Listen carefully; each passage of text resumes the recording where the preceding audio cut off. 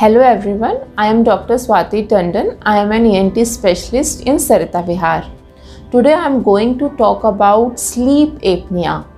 Now sleep apnea is a disorder of our lifestyle. This is associated with obesity, with high blood pressure, with diabetes mellitus. Now it is very important to talk about it. Now first of all, let us know what is sleep apnea.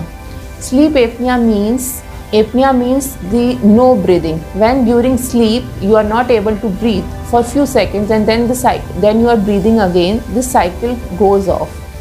So this is called as sleep apnea. Now if you snore very loudly and when you get up in the morning, even after a good sleep, you feel tired, then you might be having sleep apnea. Now why it is important to discuss this?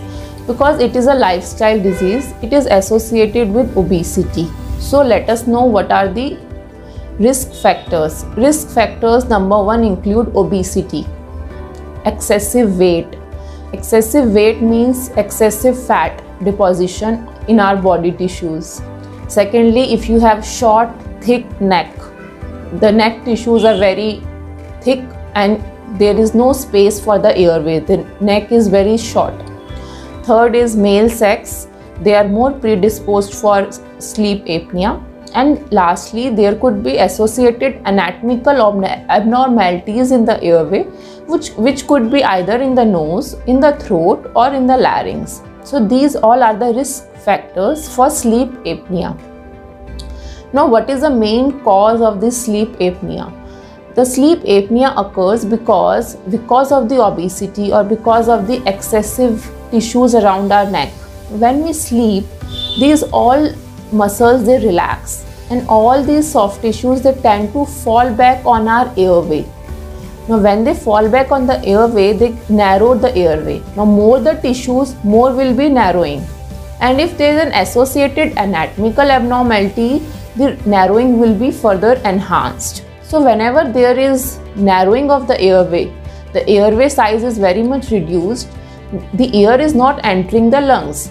As a result, the oxygen levels in the blood will go down, due to which the brain will signal you to wake up, and that's when you will wake up and brain will start breathing again. Now this whole cycle will last only for a few seconds and you might not just remember that you wake at night, that you got up at night. So it is very important because when we are suffering from sleep apnea, when there is drop in the oxygen levels, at the same time our heart is also pumping very efficiently, very fast against the pressure. So there are risks for the cardiovascular system as well. So it is important that you should recognize that if there is frequent awakenings at night, this cycle goes on, there could be awakenings at every hour. So what are the symptoms? How will you recognize that you are suffering from sleep apnea?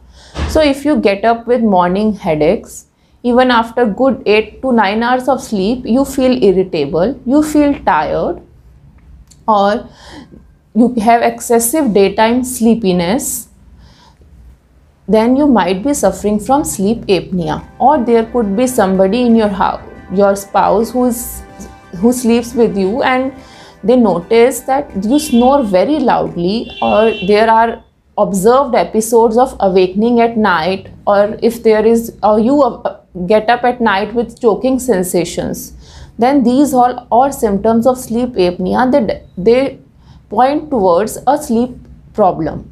So you must not ignore all these symptoms. Now why are we discussing this? Because ultimately this sleep apnea will lead to daytime sleepiness, daytime irritability and tiredness, which will all lead to a decrease in the performance in the school, in the office. Secondly, if you are driving on your own and you have excessive sleepiness, then there are very high chances of accidents. Thirdly, there is a much pressure. If there is a chances of high blood pressure, there your cardiovascular system is at very much risk. It's under very much effort to pump out the blood because the oxygen levels are dropping at night. They are more prone to obesity, these people are more prone to cardiovascular problems as well as diabetes mellitus. So this is very important that you should not ignore. Now, how can we treat it? Treatment is on our own. It's a joint effort. First of all, we have to adapt a healthy lifestyle. We have to check on our weight. We have to remove the obesity. That is the foremost treatment for sleep apnea. You can try yoga for this. You can try exercises for these. You need to have a healthy diet. Secondly, altering the sleep postures can also help in relieving these obstructive episodes, because when we lie supine and when we lie laterally, the airway is more open when we lie laterally as compared to lying supine. So you can change your posture on a lateral position instead of a supine position.